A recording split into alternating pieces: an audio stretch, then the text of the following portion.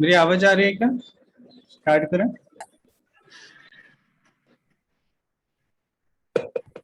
हाँ जी भैया आ रही है। स्टार्ट करते हैं। मुलायम करेंगे। भैया जी आप तत्वार्थ सार मैंने से नहीं कराते हैं? क्या चीज?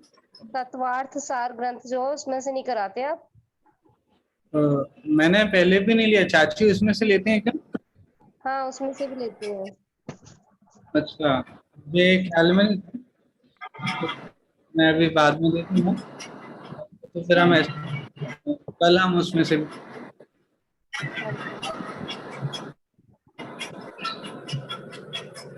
पहले हम मुलायम करेंगे।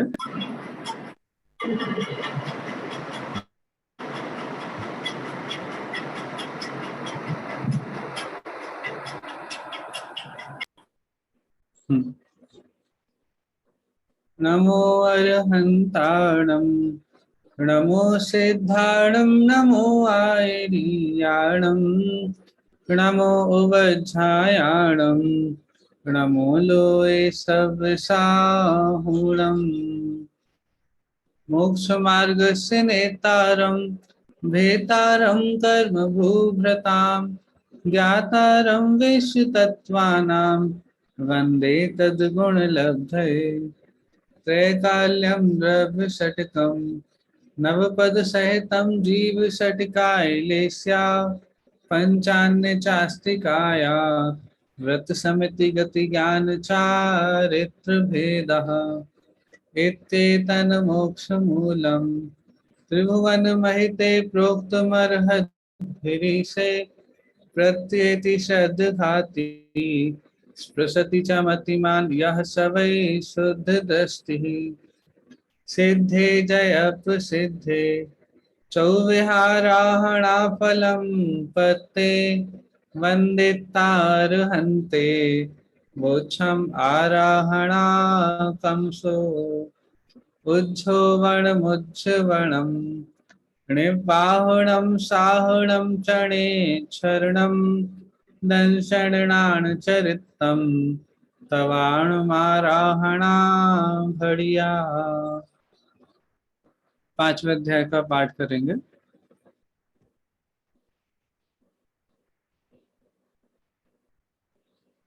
अजीव काया धर्म धर्माकाश पुद्गलः, द्रव्याणि जीवाश्च नित्यावस्थितानि रूपाणि, रूपिणः पुद्गलः।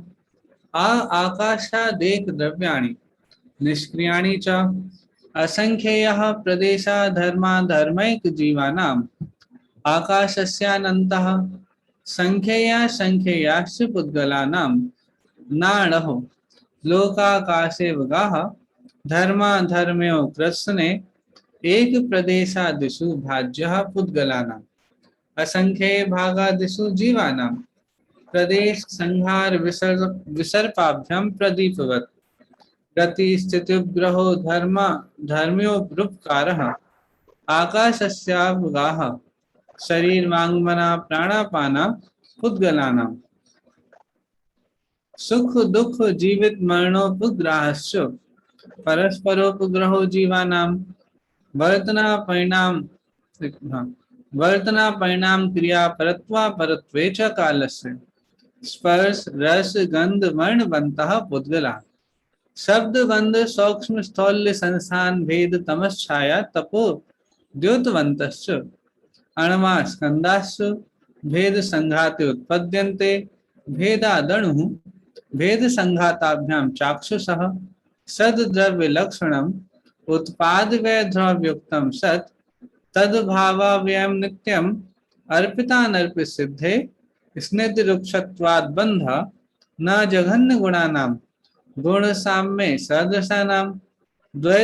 द्वैधिकादिगुणानां तु बन्धेधिकौ पारिणामिकौ च।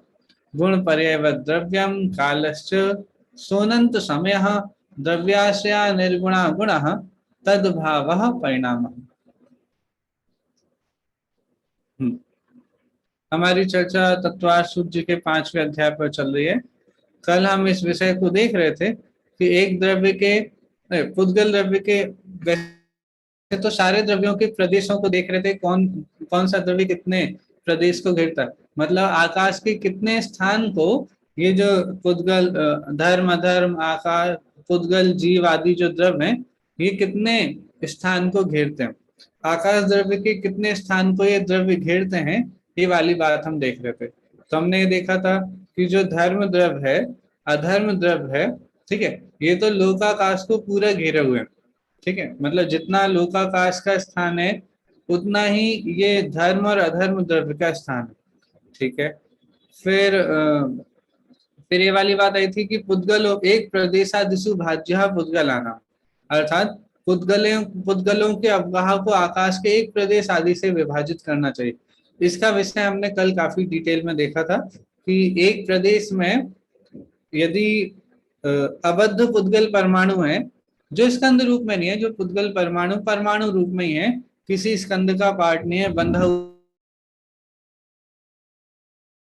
घेरता है, जितनी जगह वो घेरता है उसे आकाश का एक प्रदेश कहते हैं, ठीक है, जितनी जगह तो एक पुद्गल परमाणु घेरता है उसको कहा है एक प्रदेश, ठीक है। तो उस एक प्रदेश में, वैसे उस एक प्रदेश की सामर्थ्य को बताया कि उस एक प्रदेश में अबद्ध परमाणु रहेगा तो जितनी जगह घेरेगा उसे एक प्रदेश तो था, परंतु उस एक प्रदेश में एक से ज्यादा परमाणु भी रह सकते हैं, बद्ध रूप अवस्था में भी रह सकते हैं और अबद्ध रूप अवस्था में भी रह सकते हैं। तो ये बात आई थी कि 2 परमाणु, 3 परमाणु, 4 परमाणु, या तो वो बद्ध रूप अवस्था में हो बंधे हो, या फिर वो अबद्ध रूप अवस्था में हो बंधे नहीं हो, वो परमाणु अपने अपने अलग अलग है। तो ऐसी अवस्था में वो 2 प्रदेशों में भी रह सकते हैं, एक प्रदेश में भी रह सकते हैं, ठीक है। ऐसे हमने देखा था कि संख्यात परमाणु है, असंख्यात परमाणु है, तो वो कितनी जगह को घेरेंगे कि वो संख्यात असंख्यात प्रदेशों को भी घेर सकते हैं और एक प्रदेश में भी उतने परमाणु रह सकते हैं, ठीक है। तो इतनी बात हमने उसमें देखी थी, एक प्रदेशादिषु भाज्य पुद्गला नाम में देख सकते। इसके बाद चर्चा आई थी, ये तो पुद्गल द्रव्य के प्रदेश की, पुद्गल द्रव्य के कितनी जगह वो लेता है वो वाली बात आई थी। इसके बाद बताया था कि जीव द्रव्य कितनी जगह लेता है, तो कहा असंख्येय भागादिषु जीवानाम, अर्थात जीव द्रव्य कितनी जगह लेता है कि जो लोकाकाश जितना है उस लोकाकाश को असंख्यात से भाग दीजिए, तो जितनी जगह आएगी उतनी जगह द्रव्य घेरता है, आकाश का उतना क्षेत्र जीव द्रव्य घेरता है। तो फिर इसमें कल लास्ट में प्रश्न आया था कि भैया यदि हम लोग कितना है कि लोग तो असंख्यात प्रदेशी है, तो असंख्यात प्रदेशी लोग को यदि हम असंख्यात का भाग देंगे तो एक प्रदेश रह जाएगा। तो फिर उत्तर में बात आई थी नहीं भैया, असंख्यात भी असंख्यात प्रकार का होता है, तो बड़े असंख्यात से छोटे असंख्यात को जब भाग देंगे तो एक नहीं आएगा, यहाँ पे असंख्यात भी आ सकता है। और यहाँ जीव के स्थान की बात चल रही है, तो जीव कम से कम भी कितनी जगह लेता है, असंख्यात प्रदेश तो लेता है, जीव कभी भी एक प्रदेशी नहीं होता है। तो ये विषय आया था। फिर लास्ट सूत्र की चर्चा भी हमने थोड़ी सी की थी, प्रदेश संहार विसर्पाभ्याम प्रदीपवत कि ये जो जीव है ये कम ज्यादा स्पेस कैसे ले लेता भाई, कभी छोटे शरीर में जाएगा तो छोटी जगह में रह लेगा, बड़े शरीर में जाएगा तो बड़ी जगह ले लेगा, तो ये कैसे पॉसिबल है। तो ये पॉसिबल इसीलिए क्योंकि एक जीव में एक संकोच विस्तार नाम की शक्ति रहती है, प्रदेशों को संहार विसर्पाभ्याम, संहार मतलब छोटा करना, विसर्प मतलब शायद बड़ा, विस्तार करना, तो ऐसे संकोच और विस्तार नाम की शक्ति जीव में होती है। किस तरह, प्रदीप के समान, जैसे दीपक होता है ना, दीपक, आपको पता है दीपक किसे बोलते हैं। अरे भैया ये कैसा क्वेश्चन पूछ रहे हो, चलो फिर भी मैं पूछ रहा हूँ, आप लोग बताओ दीपक क्या होता है। देखो हमारा जो दीपक बनाते हैं, दिया जो होता है, देखो मैं एक बना रहा हूँ आपको स्क्रीन पे, आपको देख के देखो ये हमारा बना दिया हमने, ठीक है, और इसके ऊपर एक लौ निकली हुई है, ठीक है। अब ये ऐसे ही बना है लेकिन आप समझ लो। अब मुझे बताओ ये दीपक क्या है, इसमें पूरा दीपक कहलाता है, ये क्या होता है, दीपक किसे कहते हैं। आवाज नहीं आ रही है, जो भी बोल रहे हैं अनम्यूट करके बोलिए। जो अंधकार को दूर करे उसे दीपक कहते हैं। क्या चीज? थोड़ी आपकी आवाज क्लियर नहीं है, एक बार और बोल दीजिए। जो अंधकार को दूर करे उसे दीपक कहते हाँ, तो रोशनी ये कर दे जो उसे दीपक कहते हैं। दीपक होता है पूरा, जहाँ पे दिया है उस पर लौ जल रही है। अभी मैं जलती तो नहीं, मैं कोशिश करूंगा, लेकिन वो मेरी ड्राइंग मैं आपको दिखाना नहीं चाहता हूँ, लेकिन क्या करूं। हाँ देखो, ये हमने बना दी, लौ भी दिखा दी थोड़ी। अब आप बताओ, ये जो मिट्टी का नीचे वो है, वो दीपक होता है या फिर ऊपर वाला दीपक होता है, या पूरा मिला करके दीपक होता है, पूरा क्या मिला होता है? करके होता है भैया जी दीपक, पूरा जलता हुआ दीपक होता है। ठीक, तो हाँ जो पूरा ही मिट्टी होगा। का जो मिश्रण होता है इसे भी दीपक ही बोलेंगे। हाँ जी, इस समय तो बोलेंगे, जब जल रहा है तो पूरा ही दीपक है। देखो, यही बात मुझे बतानी थी। हम लोग यही समझते हैं कि जो पूरा होता है ना, पूरा दीपक होता है, नहीं, इसे पूरे को दीपक नहीं बोलते हैं। ये जो ऊपर का पार्ट होता है ना, जो जो जलता है, जो रोशनी है उसकी, उसको दीपक बोलते हैं। देखो, अब ऐसे तो भाई आप यदि कैंडल भी जलाओगे, मोमबत्ती भी जलाओगे, उसमें भी प्रदीप है। क्यों? अब वो मिट्टी का बर्तन नहीं है, लेकिन वहां भी प्रदीप तो है। कहीं भी अग्नि होगी वहां प्रदीप होगा। प्रदीप क्यों होगा? क्योंकि अग्नि के साथ उसका तादात्म्य संबंध होता है। जहां जहां पे अग्नि होगी वहां वहां उसका प्रदीपपना भी होगा। प्रदीपपना मतलब, दीपक का मतलब होता है जो प्रकाशित करता है। ठीक है, ये जो मिट्टी का बर्तन है ये प्रकाशित करता है। प्रकाशित करने का काम किससे होगा? प्रकाशित करने का काम जो ऊपर इसकी लौ होती है ना, उससे होता है। तो ऊपर जो लौ पार्ट होती है ना, उसको ही दीपक बोलते हैं। ठीक है, अब हम ये मैंने इसीलिए बताया, उसे दीपक बोलते हैं, उसे प्रदीप बोलते हैं। अब ये जो ज्ञान को, जो जीव को यहाँ प्रदीपवत कह रहे हैं, उदाहरण से समझाना चाह रहे हैं, अब वो बात समझ में आएगी। जैसे आप दीपक को एक कमरे में ले जाएंगे, दूसरे कमरे में ले जाएंगे, एक बड़ा कमरा था, फिर छोटे कमरे में ले गए, फिर हॉल में ले आए, फिर किचन में आए, तो जो दीपक का प्रकाश है वो कितने में फैल रहा है? जो दीपक का प्रकाश है, देखो दिया जो जो जैसे मिट्टी का दिया है, वो थोड़ी ना अपनी जगह बढ़ा लेगा, वो तो उतना का उतना ही रहेगा। परंतु जो उसका प्रकाश है वो, बड़े कमरे में जाओगे तो उतने में फैल जाएगा, छोटे कमरे में आओगे तो उतने में रह जाएगा, किचन में जाओगे तो उतना हो जाएगा, उसके ऊपर हाथ रख दोगे तो वो और छोटा हो जाएगा। तो वो जो उसका प्रकाश कम ज्यादा जगह में हो रहा है ना, हाँ, तो उस प्रकाश का जितना क्षेत्र होता है ना, उसे प्रदीप बोलते हैं। पूरे दीपक को प्रदीप नहीं बोलते, मतलब ये जो मिट्टी का बर्तन हो उसे प्रदीप नहीं बोलते हैं। ठीक है, हम कह देते हैं, हमारे कहने में तो सब चलता है व्यवहार की भाषा में, और हम जिससे समझ जाएं तो उतना हम कह देते हैं। ठीक है, वो तो हमको सामने वाला उस बात को समझ जाए जो हम कहना चाह रहे हैं। हमारा पर्पस तो कहने में सिर्फ इतना रहता है। ठीक है, परंतु वहां ये भी ध्यान रखना कि कहने की बातें होती हैं कुछ, लेकिन असली नाम क्या होगा किस चीज का, वो हमको समझना पड़ेगा। ठीक है, चलिए, तो ये होता है प्रदीप, जो उसकी जलती हुई रोशनी होती है। तो वो उदाहरण दिया, प्रदेश संहार विसर्पाभ्याम प्रदीपवत। जैसे जिस क्षेत्र में आप उसको ले जाएंगे, जहां जिस कमरे में ले जाएंगे, उसका प्रकाश उतने में फैल जाता है। इसी प्रकार जीव में भी एक संकोच विस्तार नाम की शक्ति होती है। तो वो संकोच विस्तार नाम की शक्ति के कारण, उस स्वभाव के कारण, वह पूरे लोकाकाश में भी फैल सकता है। जैसे केवली समुद्रात होता है, उस समय वो तीनों लोकों में फैल जाता है, और चींटी के शरीर में भी आ जाएगा, हाथी के शरीर में भी आ जाएगा। हम आप भी, जितनी हमारी आयु है, बचपन में हम छोटे से थे, फिर इतने बड़े हो गए, तो हमारे इस पूरे शरीर में भी वो फैलता गया ना। तो वो जीव के प्रदेश और ज्यादा इस क्षेत्र में फैलते जा रहे हैं। तो ये कैसे हो पा रहा है, ऐसा पॉसिबल क्यों हो रहा है? क्योंकि भैया, हम में, आप में, सभी जीवों में इस संकोच विस्तार नाम की शक्ति है, जिसके कारण ऐसा हो रहा है। ठीक है, देखो मैं इसीलिए ये देखो यहाँ पे लिखा हुआ भी है, जिस प्रकार दीपक का प्रकाश कम अधिक स्थान में बन जाता है, वो कहा है प्रदीपवत। ठीक है, चलिए, हमने इसकी चर्चा कल की थी, और कल हमने यहाँ तक चर्चा कर ली थी कि असंख्यात को यदि असंख्यात से डिवाइड करेंगे तो एक नहीं आ जाए। तो उन्होंने बोला था असंख्यात भी असंख्यात प्रकार का होता है, इसलिए असंख्यात को असंख्यात डिवाइड करेंगे तो जो असंख्यात आएगा वो यहाँ पे ले रहे हैं कि उतना प्रदेश, वो जो घनांगुल का असंख्यात भाग होता है, सबसे कम जगह जो होगी उतने क्षेत्र में भी जीव रहता है, और तीनों लोक में भी जीव रह सकता है। ठीक है, देखो ये मेन पॉइंट तो ये था कि उसे कम से कम लोक का असंख्यातवा भाग तो चाहिए ही चाहिए। ठीक है, जो मूल सूत्र में जो बात कही है वो ये कही है कि उसे रहने के लिए कम से कम लोक का असंख्यातवा भाग चाहिए चाहिए। किसे? जीव को। पुद्गल द्रव्य तो एक प्रदेश में भी रह सकता है, लेकिन जीव एक प्रदेश में नहीं रह सकता, उसे लोक का असंख्यातवा भाग चाहिए। और वो असंख्यातवा भाग कितना है? असंख्य प्रदेश।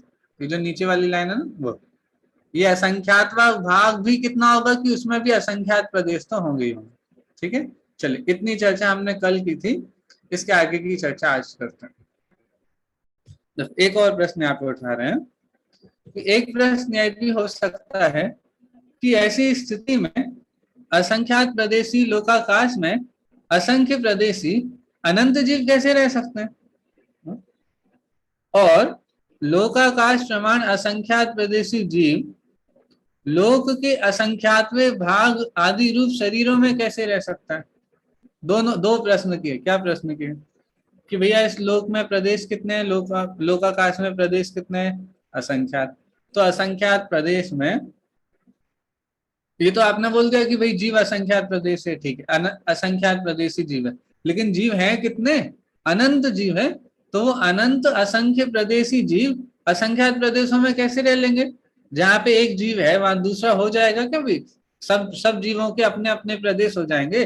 जैसे हम और आप होते हैं भाई, कहीं बस में बैठना हो तो या ट्रेन में बैठना हो तो अपनी सीट पक्की कर लेते हैं। यहाँ पे हमारी सीट है, हमने रूमाल रख दिया था, अब आप नहीं बैठ सकते यहाँ पे। हाँ, करते थे ना पहले भाई, यहाँ पे हमारा रूमाल रख दिया तो ये हमारी सीट हो गई।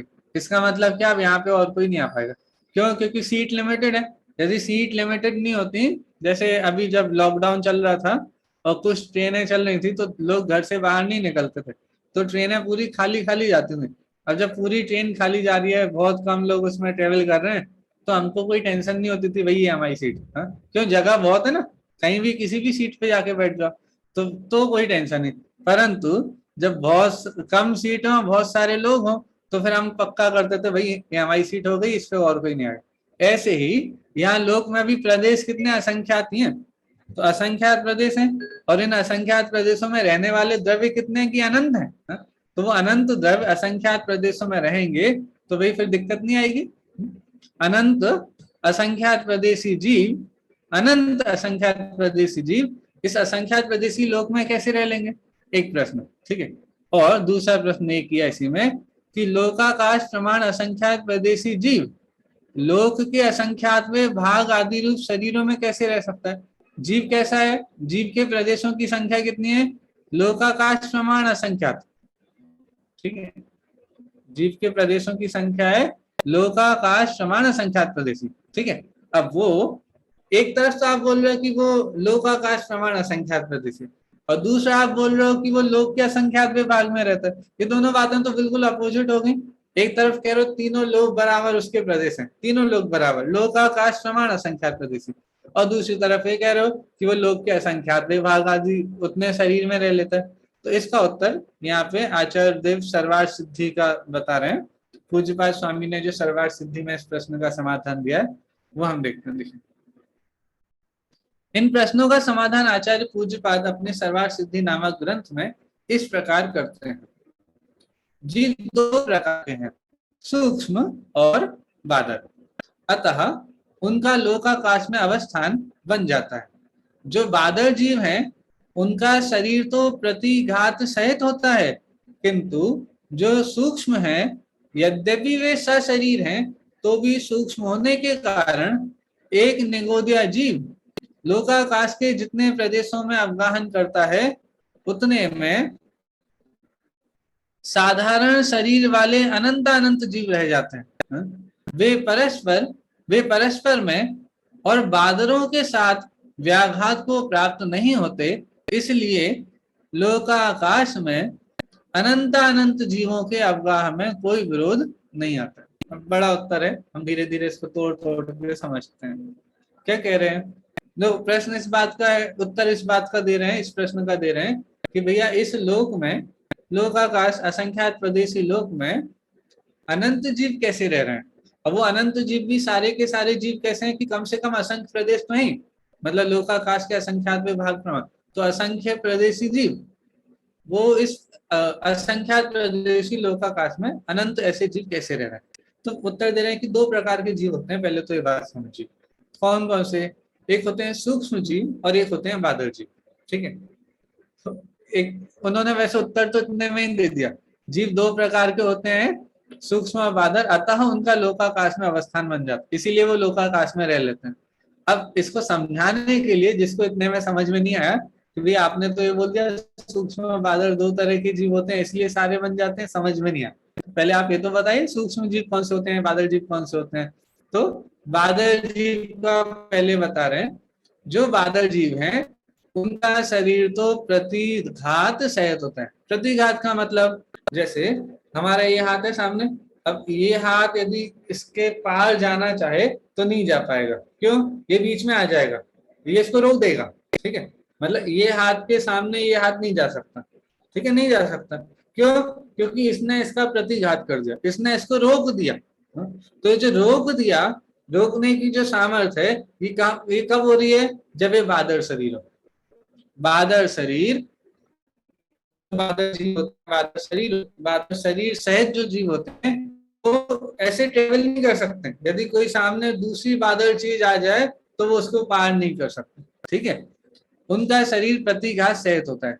किंतु जो सूक्ष्म है, यद्यपि वे सशरीर हैं, तो भी सूक्ष्म होने के कारण एक निगोदिया जीव लोकाकाश के जितने प्रदेशों में अवगाहन करता है उतने में साधारण शरीर वाले अनंत अनंत जीव रह सकते हैं। देखो क्या कह रहे हैं कि भैया यदि वो जीव, मान लीजिए में कोई सूक्ष्म शरीर वाला जीव रह रहा है। ठीक है, सूक्ष्म शरीर वाले का मतलब ये मैं समझना साइज में छोटा, फिर से साइज में बड़ा भी हो सकता है। कुछ सूक्ष्म शरीर वाले जीव बादल जीवों से भी बड़ी साइज के हैं।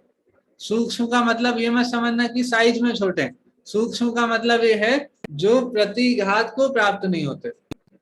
हम जब जीवों की अवगाहना को देखते हैं, सबसे कम अवगाहना सबसे ज्यादा अवगाहना जब देखते हैं तो अलग अलग गतियों की अवगाहना बताइए, मतलब अलग अलग गतियों में भी और अलग अलग इंद्रियों वाले। जैसे पृथ्वी काय की अवगाहना सबसे कम और सबसे ज्यादा कितनी हो सकती है, तो जब वहां सबसे कम सबसे ज्यादा बताए तो उनके दो भेद करे, एक सूक्ष्म और बादल। तो सूक्ष्म की भी कम अवगाहना कितनी हो सकती है और बादल की भी कम से कम अवगाहना कितनी हो सकती है, और ज्यादा से ज्यादा अवगाहना दोनों की कितनी हो सकती है, दोनों बताओ। तो ऐसा सभी जीवों में सूक्ष्म और बादल का पहले भेद किया, एक इंद्रियों में सूक्ष्म और बादल का भेद किया, और फिर जब ये हमने देखे उनके अलग अलग भेदों को देखा तो पता चला कि ऐसा भी हो सकता है कि कोई सूक्ष्म शरीर वाला है और उसकी अवगाहना ज्यादा, मतलब वो ज्यादा बड़ी साइज में, और कोई बादल शरीर वाला है उसकी अवगाहना इस सूक्ष्म वाले से छोटी है। ठीक है, तो बादल सूक्ष्म का मतलब ये मत लेना सूक्ष्म मतलब साइज में छोटा, बादल मतलब साइज में बड़ा, ये नहीं। बादल सूक्ष्म मतलब इतने ही लेना जो प्रतिघात को प्राप्त हो वो बादल, और जो प्रतिघात को प्राप्त ना हो वो सूक्ष्म। हाँ जी बोलिए। घात और प्रतिघात बताओ फिर से एक बार। क्या चीज? यानी घात और प्रतिघात यानी किसी से वो रोके नहीं जा सके। हाँ हाँ, रोके नहीं जा सके, ऐसा कहते हैं गलाने पे गले नहीं, जलाने पे जले नहीं, रोकने पे रोके नहीं, वो सारे पानी में बहाव तो बहे नहीं, ये सारे जीव वो सूक्ष्म जीव है। क्यों? क्योंकि वो किसी से आड़े ही नहीं आते ना, अग्नि में भी नहीं जलते वो, हाँ? वायु में नहीं बहते, मतलब वो उससे पार हो जाते हैं।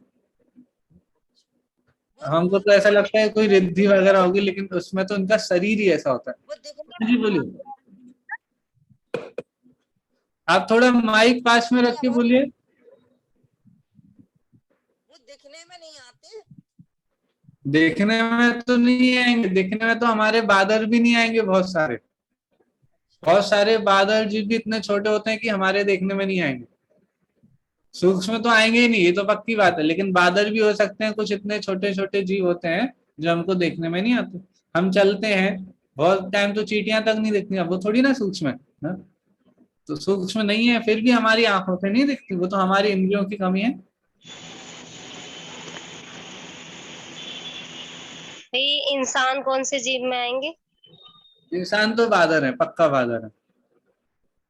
जो हमारे मनुष्य हैं, मनुष्य तो बादर ही होते हैं। मतलब मनुष्य के साथ ऐसा नहीं होगा कि मनुष्य जा रहा है और नहीं हमारे पास तो सूक्ष्म शरीर है, हम जाएंगे किसी से आड़े नहीं होंगे, भैया ऐसा नहीं होगा। आप यदि निकलोगे और यदि ये ध्यान नहीं रखो आमने सामने कौन है तो टकरा जाओगे, फिर लड़ाई भी होगी, हमें नहीं पता, देख लेना। तो मनुष्यों में तो बादर ही, मनुष्यों में सूक्ष्म नहीं होते। ठीक है, चलिए आगे बढ़े। इस प्रश्न का समाधान हम देख रहे थे। अभी हमने दो चीजें समझी। जीव दो प्रकार के होते हैं, एक तो होते हैं बादर और एक होते हैं सूक्ष्म। अब हमने बादर और सूक्ष्म का मतलब भी देखा। बादर वो होते हैं जिनका शरीर प्रतिघात से सहित होता है, और सूक्ष्म वो होते हैं जो प्रतिघात से रहित होते हैं। ठीक है, तो कह रहे हैं जो सूक्ष्म है यद्यपि वे सशरीर है। सूक्ष्म का मतलब ये मत समझ लेना कि उनका शरीर नहीं है, शरीर तो है परंतु सूक्ष्म है।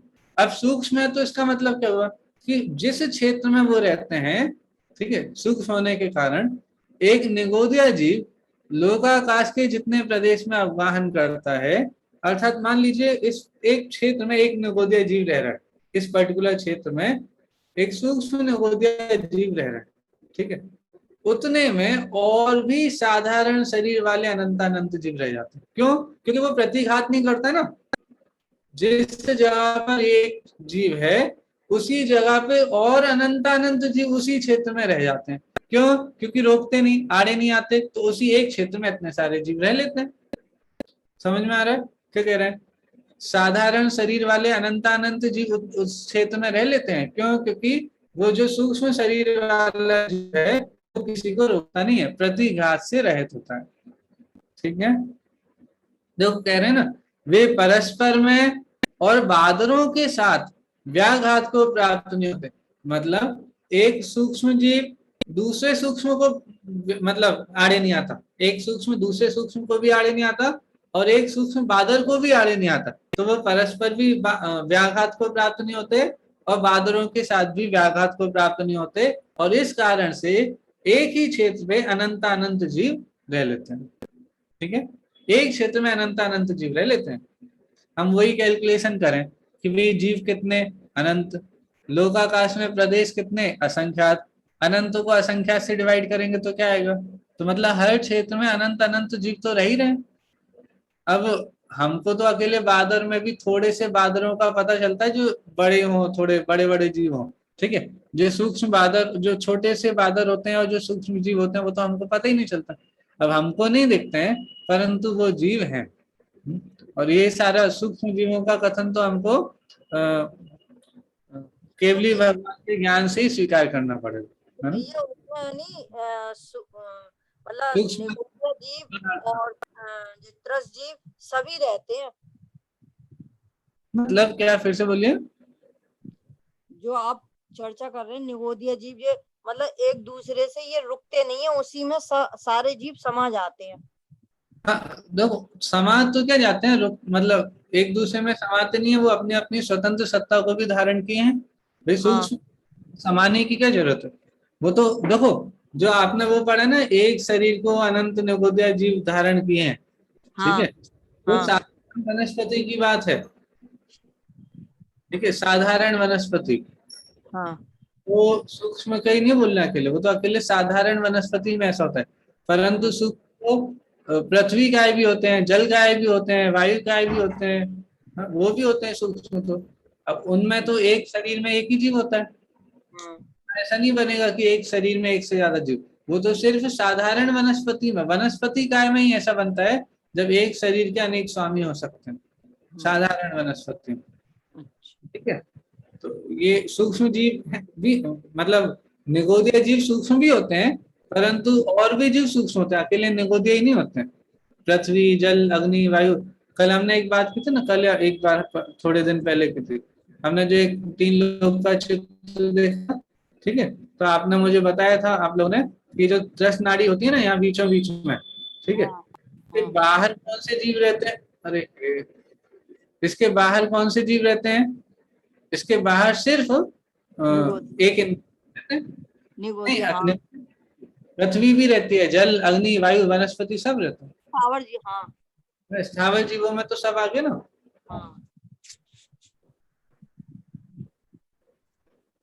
ठीक है, देखिए इस प्रश्न के उत्तर को पूरा करते हैं। वे परस्पर में, मतलब एक सूक्ष्म दूसरे सूक्ष्म के सामने, और वे सूक्ष्म बादरों के साथ, मतलब सूक्ष्म और सूक्ष्म का और सूक्ष्म और बादर का व्याघात को प्राप्त नहीं होते, अर्थात वो एक दूसरे को आड़े नहीं आते। इसलिए लोकाकाश में अनंतानंत जीवों के अवगाह में कोई विरोध नहीं आता। इस कारण से, क्योंकि वो सूक्ष्म जीव होते हैं ना, कुछ सूक्ष्म जीव, कुछ नहीं मतलब बहुत सारे अनंत जीव सूक्ष्म जीव होते हैं, तो सूक्ष्म होने के कारण से वो एक साथ अनंत जीव इस असंख्यात प्रदेशी लोकाकाश में रह लेते हैं। ठीक है, अब जो ये उत्तर चला इसमें फिर से एक प्रश्न उपस्थित हो रहा है। देखिए,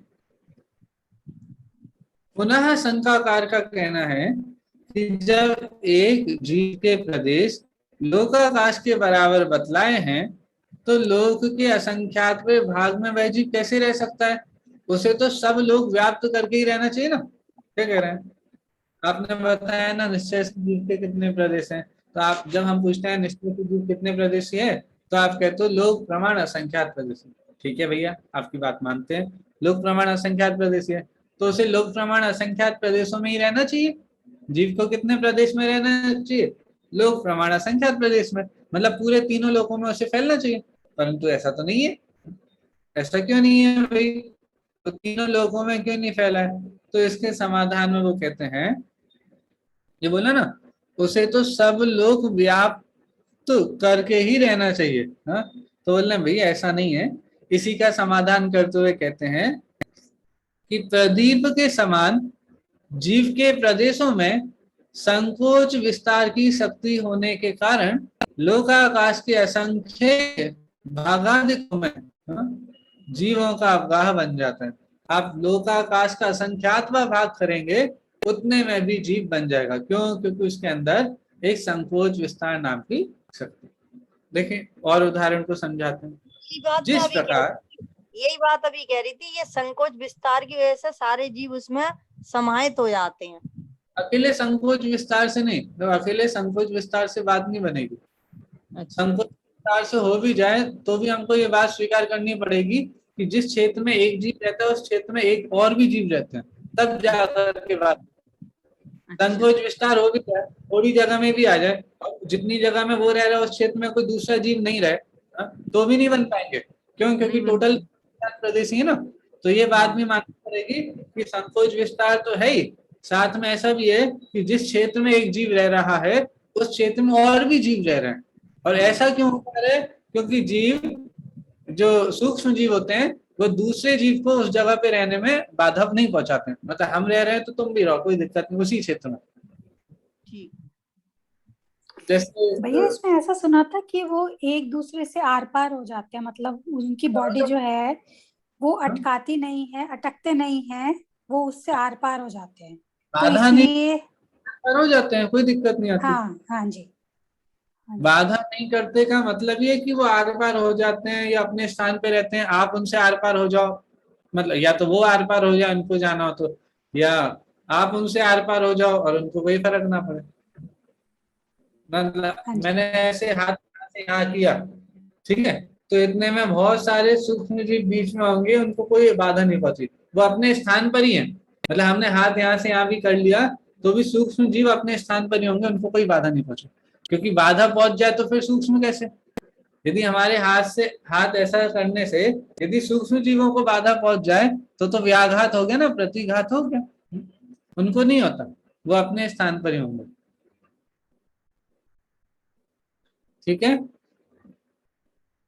जैसे देखो, अब यदि हमको ये पॉइंट ज्यादा अच्छे से क्लियर नहीं होते हैं तो समझिए कि भाई इस रूम में इतनी सारी तरंगें होंगी, हाँ, इलेक्ट्रॉनिक, भाई आपका ब्लूटूथ होता है या वाईफाई होता है, एक कमरे से दूसरे कमरे में चला जाता है, नहीं चला जाता? नहीं, हम गेट बंद कर देंगे तो नहीं जाएगा। अरे भैया गेट बंद कर दो, दीवार हो कुछ हो तो चला जाएगा। क्यों? क्योंकि वो दीवार से आड़े नहीं रुकता। अब ये बात ठीक है कि भाई उनकी अपनी अपनी रेंज होती है तो वो उतने में बन जाते हैं, हाँ, हम तो उसे सूक्ष्म भी नहीं बोलेंगे। क्यों? क्योंकि उनको रोका जा सकता है, उनको पकड़ा जा सकता है। उस मोबाइल के, उस वाईफाई को आप अपने मोबाइल पे ले सकते हो, मोबाइल पे रुक गया ना आकर के, भाई आपका वाईफाई आपके मोबाइल पर आकर रुक गया, इसका मतलब वो सूक्ष्म नहीं है। नहीं समझ? हमको नहीं दिखता है इसलिए तो हम सूक्ष्म मानते होंगे, लेकिन वो सूक्ष्म नहीं है, क्योंकि उसको मोबाइल ने रोक लिया। आपने फोन किया अपने घर से और मेरे पास फोन आकर के मेरे फोन पे लग गया, इसका मतलब मेरे फोन ने उस नेटवर्क को रोक लिया ना, उस पर्टिकुलर रेडिएशन का जो भी होगा उसको रोक लिया और फिर यहाँ पे कनेक्ट हो गया। इसका मतलब ये सूक्ष्म नहीं है। क्यों रुक गया? इसको रोकने के लिए कोई दूसरी चीज थी। जो रुके ही ना, किसी से नहीं रोके, वो होगा सूक्ष्म। ये पॉइंट क्लियर हुआ आपको? हमको नहीं दिखते हैं सिर्फ इस कारण से सूक्ष्म नहीं कहेंगे। जो किसी से आड़े नहीं आते, जो किसी को बाधा नहीं पहुंचाते, प्रतिघात से रहते हैं, व्याघात से रहते हैं, उनको सूक्ष्म बोला है। ठीक है, हमने एग्जाम्पल तो पुद्गल वर्गणाओं को लिया है, लेकिन ऐसे जीव पर समझ लेना। ठीक है, उदाहरण हमने लिया उसका, लेकिन जीव पर समझ लेना वो वाली। देखो हम ये उदाहरण पढ़ते हैं यहाँ पे। प्रदीप का जो उदाहरण सूत्र में आया है उसको बताते हैं। जिस प्रकार एक कमरे को एक दीपक अपने प्रकाश से भर देता है, उसी एक कमरे में अन्य अनेक दीपकों का प्रकाश भी समा जाता है। एक दीपक का प्रकाश पूरे कमरे में भी व्याप्त होता है और उसे छोटी पेटी अथवा घड़े में रखा जाए तो उतने में भी सिमट जाता है, सिमट सकता है। यह प्रकाश के सिकुड़ने और फैलने की शक्ति के कारण ही होता है। इसी प्रकार जीवों में संकोच विस्तार की असीम शक्ति है। इस कारण लोकाकाश के असंख्य प्रदेशों में असंख्य प्रदेशी अनेक जीव, अनेक मतलब अनंत जीव समा जाते हैं। ठीक है, तो इसमें एक और नया पॉइंट आया, बहुत अच्छा। जैसे एक कमरे में एक दीपक जल रहा है, ठीक है, उसका प्रकाश है, तो अब दूसरे दीपक का प्रकाश उस कमरे में करना है तो पहले दीपक को तो हटाना पड़ेगा ना? नहीं भाई, पहला दीपक का प्रकाश भी उस कमरे में रह सकता है और आपको जितने दीपक जलाने उनका प्रकाश भी उस कमरे में साथ में रह जाएगा। ठीक है, तो इस कारण से भी उसी प्रकार एक जीव जहाँ पे रहता है वहां दूसरा जीव भी रह सकता है, कोई दिक्कत वाली बात नहीं। ठीक है, और दूसरा कि जैसे दीपक को आप जिस कमरे में ले जाते हैं उस कमरे में उतने में उसका प्रकाश सिमट जाता है। एक यदि उसके ऊपर पेटी रख देंगे या कोई बॉक्स रख देंगे, हाथ लगा देंगे तो वो उतने में सिमट कर रह जाएगा। तो जिस प्रकार वो सिमट जाता है, इसी प्रकार जीव भी अपने संकोच और विस्तार नाम की शक्ति के कारण जहां रहे वहां उतने में सिमट के रह जाता है। ठीक है, तो इन दो चीजों के कारण से लोकाकाश के असंख्य प्रदेशों में भी अनंत जीव असंख्यात प्रदेशों में मतलब लोकाकाश के असंख्यात प्रदेशों में अनंत जीव भी रह लेते हैं। ठीक है, ये सूत्र क्लियर हो गए सारे, मतलब ये वाले। हाँ, 12 से लेकर के 16। लोकाकाशे वहा, मतलब ये सारे द्रव्य लोकाकाश में रहते हैं। धर्मा धर्म कृत्स्ने, धर्म और अधर्म द्रव्य पूरे लोकाकाश में फैले हैं। ठीक है, एक प्रदेशादिशु भाज्य पुद्गला नाम, पुद्गल द्रव्य को देखेंगे तो कितना कि एक प्रदेश में कम से कम तो रहेंगे, परंतु एक प्रदेश में एक से ज्यादा भी रह सकते हैं। कितने रह सकते हैं कि एक प्रदेश में एक से लेकर के अनंत परमाणु भी रह सकते हैं। ठीक है, फिर असंख्य भागदिशु जीवानाम, मतलब आप लोकाकाश, ये पहले वाले सूत्र से लगा रहे हैं सब कुछ। लोकाकाश के एक प्रदेश में, फिर ऐसे लोकाकाश के असंख्य भाग में, लोकाकाश के असंख्यातवें भाग में एक जीव रहता है। ठीक है, कम से कम भी रहेगा तो कितने में रहेगा कि लोकाकाश का जितना है उसका असंख्यातवां भाग करेंगे उतने में जीव रहता है। और वो कितना निकल के आएगा कि वो भी असंख्यात प्रदेश निकलेंगे। फिर कहा प्रदेश संहार विसर्पाभ्याम प्रदीपवत, अर्थात ये जो प्रदेश जीव के प्रदेश हैं असंख्यात प्रदेश, ये जीव के असंख्यात प्रदेश हैं, फिर भी इसमें एक संकोच विस्तार नाम का स्वभाव है, जिसके कारण थोड़ी छोटी जगह में, बड़ी जगह में, या फिर ज्यादा से ज्यादा हो तो तीनों लोकों के क्षेत्र में भी उतने में भी ये फैल के रह सकता है। किस कारण से? कि उसमें एक संकोच विस्तार नाम का स्वभाव है। उदाहरण क्या दिया? प्रदीपवत। ठीक है, तो ये विषय क्लियर हो गया तो फिर हम आगे बढ़ते हैं। बढ़े आगे? हाँ बढ़ो। ठीक है, देखिए अब एक नया टॉपिक चालू आ रहा है। निमित्त नैमित्तिक संबंध की अपेक्षा से जो जीवों, जो द्रव्यों में परस्पर उपकार होता है, ठीक है, ये वाला विषय यहाँ पे चल रहा है। उपकार निर्णय। अब द्रव्यों के परस्पर उपकार का निर्देश किया जाता है। द्रव्यों के परस्पर उपकार का निर्देश यहाँ पर कर रहे हैं। देख क्या कहते हैं कि स्थिति ग्रहो धर्माधर्मयोर उपकारः आकाशस्यावगाः शरीर वांग मनः प्राणापानः उद्गलानां सुख दुख जीवित मरणोपग्रहाश्च परस्परोपग्रहो जीवानां वर्तना परिणाम क्रिया परत्वा परत्वे च कालस्य। देखो 6 द्रव्यों की बात यहाँ पे ले लिए। देखिए क्या कह रहे हैं। सबसे पहले 17वें नंबर के सूत्र में कह रहे हैं गति और स्थिति। गति स्थिति उपग्रहो कौन करते हैं? धर्म और अधर्म का ये उपकार। गति और स्थिति इसमें निमित्त होने का, इसमें उपग्रह करने का कार्य धर्म और अधर्म द्रव्य का उपकार है। देखिए इसका अर्थ पढ़ते हैं। स्वयं चलते हुए जीव और के गमन में निमित्त होना धर्म द्रव्य का उपकार है तथा गमन पूर्वक स्थिति में अर्थात ठहरने में निमित्त होना अधर्म द्रव्य का उपकार है। ठीक है, ये हमने पढ़ी हुई है। हमने जब धर्म द्रव्य की परिभाषा पढ़ते हैं, उनके विशेष गुणों को पढ़ते हैं, तब हम इस विषय को लेते हैं। तो धर्म द्रव्य का क्या कार्य है कि भाई उसमें स्थिति है, गति हेतुत्व नाम का एक विशेष गुण है। गति हेतुत्व नाम के विशेष गुण से क्या होता है कि उस कारण से वो जो जीव और पुद्गल स्वयं गमन करते हैं, उनके गमन करने में वो सहायक होता है, निमित्त होता है। जैसे उदाहरण क्या दिया जाता है इसके लिए? उदाहरण दिया जाता है जैसे मछली को चलने के लिए जल निमित्त होता है ना, हमारी गाड़ी को चलने के लिए रोड निमित्त होती है। ठीक है, इसी प्रकार से जो जीव और पुद्गलों का गमन होता है, उनके गमन होने में कौन कारण बनता है? निमित्त कारण कौन बनता है? कि धर्म द्रव्य कारण बनता है। इसी प्रकार जो पहले गमन कर रहे थे, अब गमन करने के बाद वो स्थिति को प्राप्त हुए, मतलब रुक के गमन करने के बाद जो स्थिति को प्राप्त हुए, ठहरे, उसमें कौन निमित्त होता है? अधर्म द्रव्य निमित्त होता है। चलिए यहाँ मैं आपसे एक क्वेश्चन पूछ रहा हूँ। स्थिति वाले द्रव्य कितने होते हैं? स्थिति, जिनकी स्थिति ही रहती है, जो स्थिति को प्राप्त है या प्राप्त होते हैं, ऐसे कौन कौन से द्रव्य? धर्म अधर्म आकाश और काल। अच्छा, और जीव में भी कोई हो सकते हैं क्या जो एक बार रुक गए फिर वहां रुके ही रहेंगे, फिर कभी चलेंगे नहीं? ऐसे कोई जीव होते हैं क्या? हाँ, सिद्ध भगवान। सिद्ध भगवान भी, सिद्ध भगवान बार सिद्ध बन गए तो फिर उनकी गति अचल हो जाती है, फिर वो कहीं भी आते जाते स्थान पे शादी अनंत काल तक रहने वाला। ठीक है भैया, आपका प्रश्न है कि जो अधर्म द्रव्य है वो कौन कौन से आपने बता दिया ना, धर्म अधर्म आकाश काल और कुछ जीव भी स्थिति को प्राप्त होते हैं। ठीक है, और जो जीव और पुद्गल है वो तो वैसे भी चलते हुए रुकते ही है। ठीक है, तो कौन कौन से की स्थिति में अधर्म द्रव्य कारण होता है? जीव और पुद्गल को। और जो धर्म द्रव्य स्वयं रुका हुआ है, अधर्म द्रव्य भी रुका हुआ है, आकाश भी अपने क्षेत्र से कहीं नहीं जा रहा, वो भी स्थिति को प्राप्त है, काल द्रव्य भी अपनी अपनी जगह पे स्थिति को प्राप्त है, तो उनके स्थिति में अधर्म द्रव्य कारण नहीं होता क्या? वो काल द्रव्य तो परिणमनशील, परिणमन कराता है, परिणमनशील है, परंतु वो काल द्रव्य भी अपनी जगह पे तो स्थित है ना।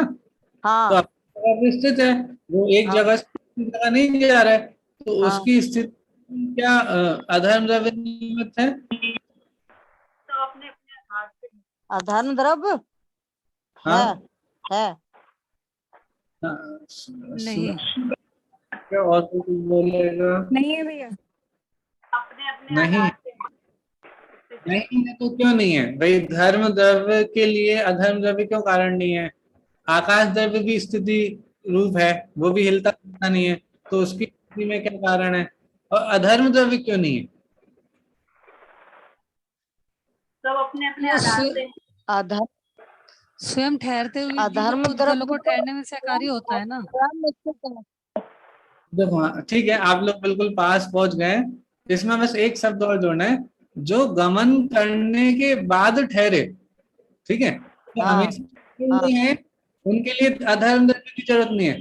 जो पहले गमन कर रहे थे फिर ब्रेक लगाया, फिर जो ठहरे, जो पहले गमन कर रहे थे फिर जो स्थिति को प्राप्त हुए, ऐसे द्रव्यों की स्थिति में अधर्म द्रव्य कारण होता है। जो हमेशा से ही स्थिर हैं, अब हमेशा से स्थिर हैं तो उनको अधर्म द्रव्य के निमित्त की आवश्यकता नहीं है। तो जो गमन कर रहे थे फिर स्थिर हुए, तो ऐसा कौन हो सकता है? ऐसे सिर्फ जीव और पुद्गल हो सकते हैं। जीव और पुद्गल जो पहले गमन कर रहे थे तो गमन करने में उनके लिए धर्म द्रव्य निमित्त था, और गमन करने के बाद रुके तो उनके गमन करने के बाद जो स्वयं वो रुके उसमें निमित्त होता है अधर्म द्रव्य। ठीक है, बस यही याद रखना है कि अधर्म द्रव्य काल द्रव्य के लिए निमित्त क्यों नहीं, क्योंकि काल द्रव्य गमन नहीं करता, गमन करके रुके तो उसमें निमित्त हो। जो हमेशा ही रुका हुआ है उसके लिए अधर्म द्रव्य के निमित्त की आवश्यकता नहीं। ठीक है, चलिए आगे बढ़ते हैं थोड़ा। गति स्थिति ग्रहो धर्मा धर्मियों रूपकार, ये देखा हमने। फिर कहते हैं आकाशस्यावगाह, अर्थात सभी द्रव्यों को अवकाश देना। अवकाश देना मतलब रहने का स्थान देना। सभी द्रव्यों के अवगाहन में निमित्त होना आकाश द्रव्य का उपकार है। ठीक है, ठीक है। फिर कहते हैं शरीर वांग मनः प्राणापानः पुद्गलानाम, अर्थात शरीर वचन मन श्वासोश्वास में निमित्त होना जीवों के प्रति पुद्गलों का उपकार है। तो पुद्गल द्रव्य का ये उपकार जीवों के प्रति है। भाई शरीर प्राप्त हो रहा है ना, वचन मन श्वासोच्छ्वास ये सभी जीवों के प्रति उपकार है। किसका? पुद्गल द्रव्य का। ठीक है, और देखिए सुख दुख जीवित मरणोपग्रहाश्च, अर्थात इसी प्रकार सुख दुख और जीवन मरण में निमित्त होना पुद्गलों का जीवों के प्रति उपकार है। ठीक है, पुद्गलों का जीवों के प्रति उपकार, सुख दुख जीवन और मरण, ये भी हो गया। ठीक है, च शब्द आया था ना यहाँ पे, देखो ये शब्द च शब्द आया। च शब्द मतलब कि जो ऊपर बात कही वो भी, उसके अलावा ये भी, मतलब पुद्गल द्रव्यों का उपकार बता रहे हैं जीवों के ऊपर। तो ये तो पता है शरीर वांग मनः प्राणापान आदि, और सुख दुख जीवित मरण, ये सारा का सारा पुद्गल द्रव्य का जीवों के प्रति उपकार। फिर कहते हैं परस्परोपग्रहो जीवानाम, तो कहते हैं लौकिक अनुकूलता प्रतिकूलता में परस्पर में निमित्त होना यह जीवों का परस्पर उपकार। जीव का दूसरे जीव के प्रति किस प्रकार का उपकार है कि भाई या तो वो अनुकूल हो जाते हैं प्रतिकूल हो जाते हैं एक दूसरे के प्रति। ठीक है, परस्पर में। हाँ, तो ये अब आप बोलोगे भैया अनुकूल होने को ही उपकार बोलते हैं, प्रतिकूल होने को क्यों उपकार बोल रहा? हाँ, लेकिन उपकार का मतलब क्या समझना? उपकार का मतलब ही होता है निमित्त होना। उपकार का मतलब ये नहीं कि भी जैसे हाँ भैया अन्य आशीर्वाद दे दिया, इनके आशीर्वाद से हमारा उपकार हो गया। यहाँ पे उपग्रह शब्द का अर्थ वो नहीं लेना है, उपकार वो वाला उपकार नहीं लेना है। उपकार का अर्थ सिर्फ इतना लेना है कि निमित्त हो। वहां पर जैसे जरा जा तो लेके कितनी बार कोई ऐसी बात तो है नहीं कि वहां पर गए नहीं। तो इस तरह यहाँ पे कह रहे हैं कि ये उपकार का अर्थ ऐसा नहीं लेना कि भाई वो आपको कुछ फायदा करा देते हो, वो अर्थ यहाँ पे नहीं लेना। फिर कहते हैं परत्वा परत्वे च कालस्य, अर्थात तो कहते हैं वर्तना परिणाम क्रिया परत्व और अपरत्व, ये 5 चीजें। ठीक है, इनका स्वरूप भी अभी हम आगे देखेंगे। इन वर्तना में, परिणाम में, क्रिया में, परत्व में और अपरत्व में निमित्त होना ये काल द्रव्य का सभी द्रव्यों के प्रति उपकार। तो काल द्रव्य का सभी द्रव्यों के प्रति, जीव का परस्पर में, पुद्गलों का जीव पर। ठीक है, आकाश द्रव्य का भी सभी द्रव्यों को रहने का स्थान देता है, और धर्म और अधर्म द्रव्य का जीव और पुद्गलों पर गति हेतुत्व और स्थिति हेतुत्व रूप निमित्त होता है या उपकार होता है। ठीक है, इस तरह 6 द्रव्यों के उपकार की बात यहाँ पे कही। अब इनके बारे में थोड़ा डिटेल में हम देखते हैं। इस टीका में बड़े अच्छे से उपकार शब्द का क्या अर्थ लेना क्या नहीं लेना, हम इसका क्या अर्थ ले लेते हैं, गलत अर्थ ले लेते हैं। परस्पर ग्रहो जीवा नाम का कुछ अलग ही अर्थ हम लोग प्रचलित में मतलब प्रचलन में है, तो वो सारी बातें यहाँ पे क्लियर कर रहे हैं। धीरे धीरे आएंगी, हम शुरुआत करते हैं। यद्यपि लोक में मुख्य रूप से उपकार शब्द का अर्थ भलाई करना ही माना जाता है, ठीक है, तथापि यहाँ इस प्रकरण में उपकार शब्द का अर्थ भलाई करना नहीं है। क्यों? क्योंकि यहाँ सुख के साथ दुख देने को और जीवन के साथ मरण को भी उपकारों में गिनाया गया। देखो क्या कहा था, सुख दुख जीवित मरण उपग्रहाश्च। तो यहाँ उपकार शब्द में, उपग्रह शब्द में या तो सुख दुख दोनों को ले लिया। भाई उपकार शब्द में यदि भलाई, उपकार शब्द का अर्थ यदि भलाई लेना था तो फिर दुख क्यों लेते भाई? जीवन और मरण में मरण को क्यों लेते भाई? क्या मरण भी उपकार होता है? क्या दुख देना भी उपकार होता है क्या? नहीं। तो इसका मतलब है कि यहाँ उपग्रह शब्द में, उपकार शब्द में वो भलाई करना दूसरे की, वो अर्थ मत लेना। ठीक है, ये आपको उसका तर्क ख्याल में आ गया क्यों नहीं लेना? क्योंकि भाई यदि उपकार शब्द का अर्थ भलाई करना होता तो भाई दुख क्यों ले रहे हो? मरण को क्यों ले रहे हो? मरण से, दुख से किसी का उपकार होता है क्या? नहीं होता। तो मतलब यह है कि यहाँ उपग्रह, उपकार शब्द का अर्थ वो भलाई करना नहीं। देखिए, जीवों के प्रति पुद्गल के उपकार गिनाते हुए मूल सूत्र में अत्यंत स्पष्ट शब्दों में लिखा गया है कि शरीर, वचन, मन तथा श्वासोश्वास पुद्गल द्रव्य के उपकार है। साथ में सुख दुख और जीवन मरण भी जीवों के प्रति पुद्गल के उपकार है। अब आप ही बताइए कि दुख देने और मृत्यु प्राप्त कराने को भलाई कैसे माना जा सकता है? भाई कोई आपको दुख दे, पुद्गल के माध्यम से आपको दुख हो रहा है, या फिर इनके माध्यम से मरण की अवस्था बन रही है, तो दुख देना और मरण होना ये उपकार हो सकता है क्या? हम तो प्रतिदिन पूजा में बोलते हैं, क्या बोलते हैं? जन्म जरा मृत्यु विनाशनाय जलम निरूपामिति स्वाहा। तो जन्म जरा मृत्यु, मृत्यु को दूर करना चाह रहे हो, इसका मतलब मृत्यु में भलाई नहीं लग रही ना, अच्छी नहीं लग रही। जन्म जरा मरण तीनों ही अच्छे नहीं लग रहे। तो भाई जब तीनों ही अच्छे नहीं लग रहे तो वो पुद्गल द्रव्य के उपकार कैसे हो सकते हैं? उपकार शब्द लिया भी है तो उपकार का वो अर्थ नहीं होगा जो हम ग्रहण करते हैं, भलाई करना। ठीक है, तो ये बोलना, आप ही बताइए कि दुख देने और मृत्यु प्राप्त करने को भलाई कैसे माना जा सकता है? देखो, शरीर पौद्गलिक है, शरीर का संयोग जीव के प्रति पुद्गल का उपकार है। शरीर तो हमारे लिए जेल है, बंधन है। कार्यमान शरीर तो बंधन है ही, औदारिक आदि शरीर भी बंधन है। अभी शरीर पहला आया था ना, शरीर वांग मना और शरीर वांग मना प्राणापाना पुद्गलाना। शरीर वाक मतलब होता है वचन, मन मतलब मन, प्राणापाना मतलब श्वासोच्छ्वास। तो ये बोले ये पुद्गल द्रव्य के जीव के प्रति उपकार है। तो ये शरीर कैसे उपकार हो सकता है? उस बात को यहाँ पे बोले, शरीर पौद्गल है, शरीर का संयोग हुआ है, परंतु वो हमारे लिए उपकार थोड़ी ना है। भाई वो तो जेल है, बंधन है। जब तक ये शरीर है तब तक हमको मोक्ष नहीं हो सकता। तो ये तो प्रत्यक्ष बंधन है, चाहे कार्यमान शरीर हो चाहे औदारिक शरीर हो, कोई भी शरीर हो वो बंधन ही। ठीक है, तो कहा भी है, पाप पुण्य मिल दोए, पायन बेड़ी दाढ़ी, तन काराग्रह माही, मोह दियो दुख भारी।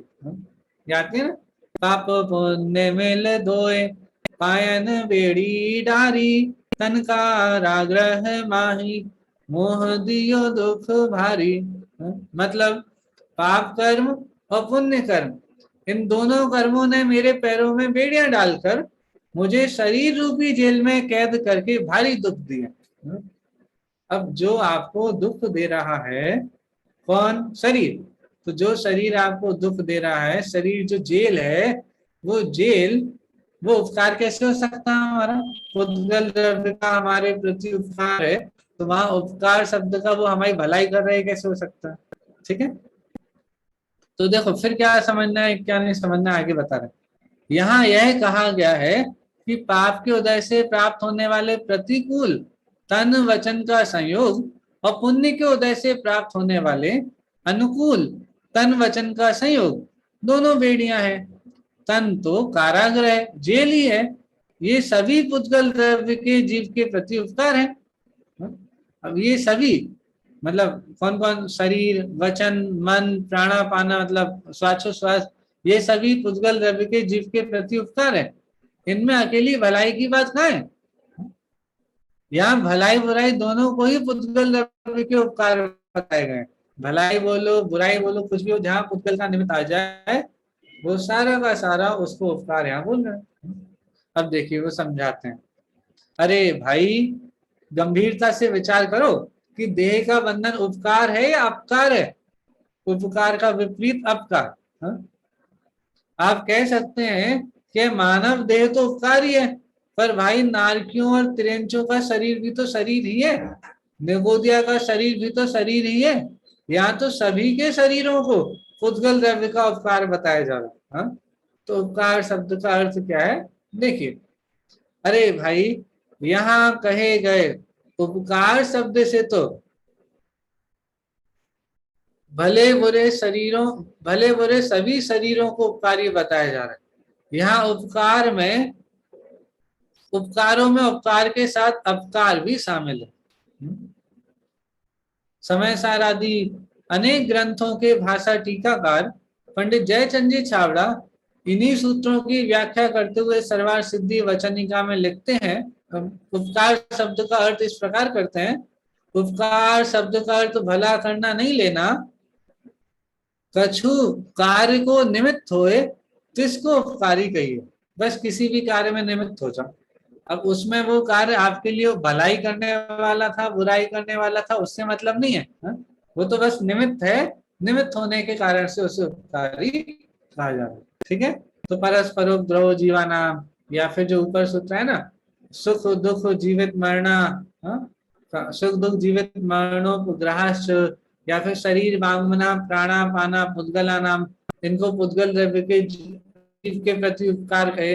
तो उपकार शब्द का अर्थ ये मैं समझना कि वो हमारे ऊपर कुछ उपकार करे, या उपकार शब्द का वो अर्थ है ही नहीं। उपकार शब्द का अर्थ इतना कहा कि वो हमारे किसी कार्य में निमित्त होते हैं, बस इसलिए उनको उपकारी कहा।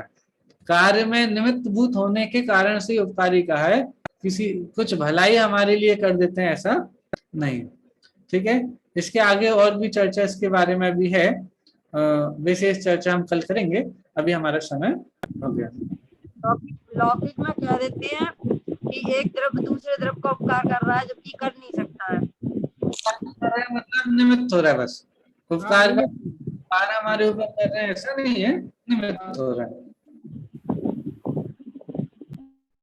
चलिए जिनवाणी स्तुति। जावाणी के ज्ञान ते सूझे लोकालोक, सोवाणी मस्तक नमो सदा देत हूँ। नमो अनंताणम नमो सिद्धाणम नमो आर्याणम नमो ध्यानम नमो नमो अनंताणम नमो सिद्धाणम नमो आर्याणम नमो ध्यानम नमो लेसौडम नमो अनंताणम नमो सिद्धाणम नमो आर्याणम नमो ध्यानम नमो बोले अंतर्मुख मुद्रा में सर्वजनेन भगवंतों की जय हो। दासांग